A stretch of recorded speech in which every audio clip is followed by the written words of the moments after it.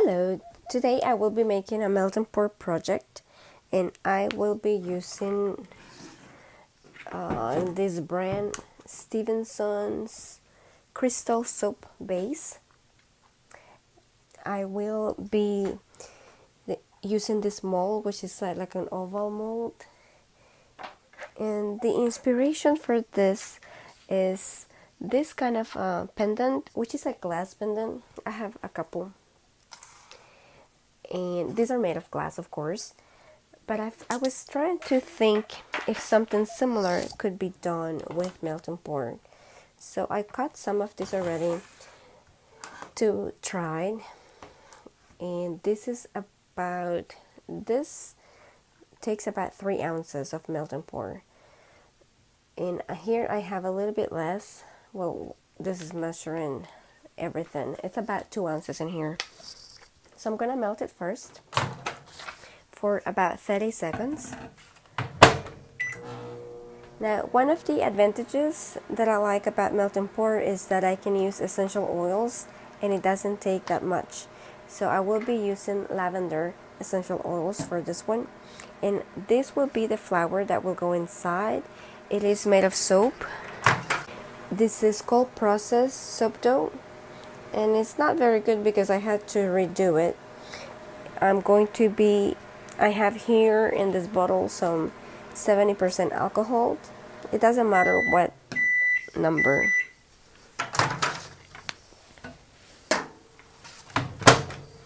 Okay, so it's melted. And now I'm going to add the essential oil. And for this much, 2 ounces, I'm going to add 2 grams, which is equal to 2 milliliters. Actually, I'm just going to do 1.5 milliliters. I did look it up before, and this amount, it's the equivalent for medium to strong fragrance on this soap.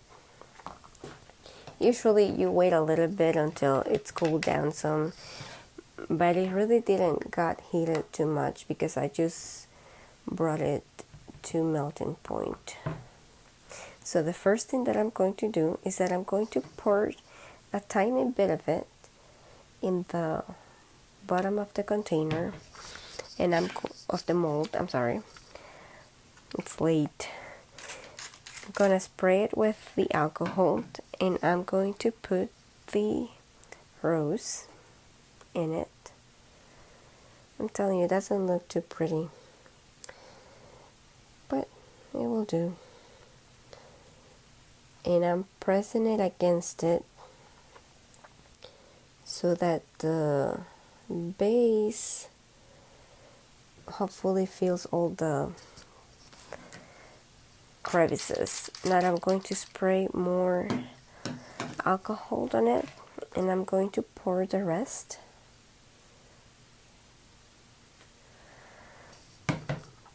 And I'm going to move it so that hopefully there are no air pockets or just empty space in it.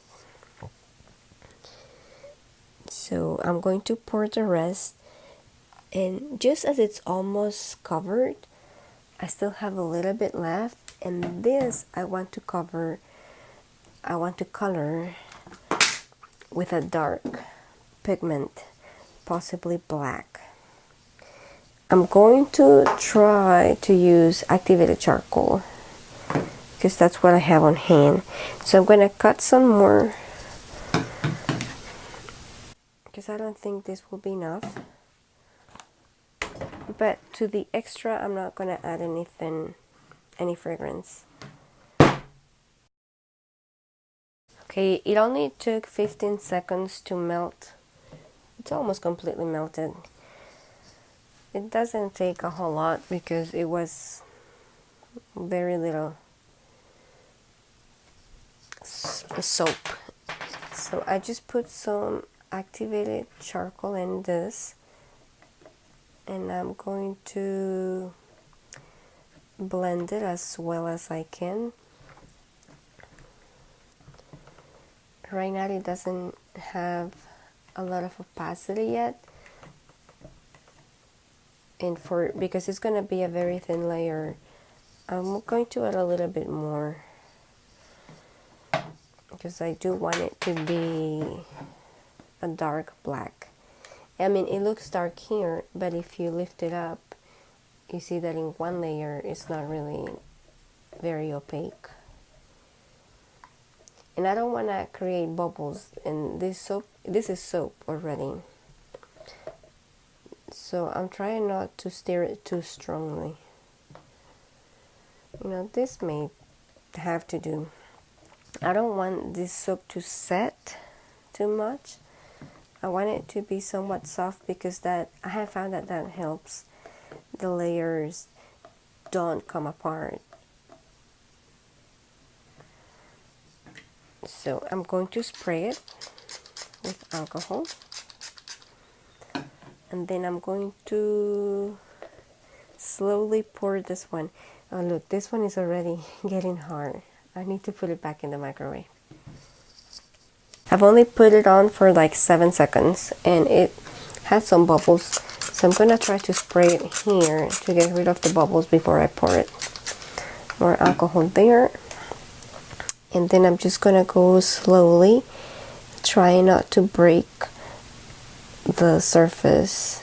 Oh, it is breaking it. It went down. Okay. Plan B. Actually, it didn't go way too down. Okay. I probably should have waited longer just for this to cool down a little bit more before pouring it, but I was concerned that it wouldn't stick to the bottom layer if I waited too long. And I definitely needed to have more black because I did run out and I had to melt and then color it again, and that actually made it so that the very last layer came off easily. But you get the idea. The idea is just to put a dark background, and then against the clear at the bottom is going to make a good contrast. And then I'll show you what it looks like at the end. So this is what it looks like once it's out of the mold. And on the back, I did peel that back layer, so it's looking very rough. And I will be cutting it off to make it look smooth and hopefully have a better attempt next time. And you can see on the sides where the black color soap did come through, but still there are some spaces that are transparent. Thank you for watching. Bye.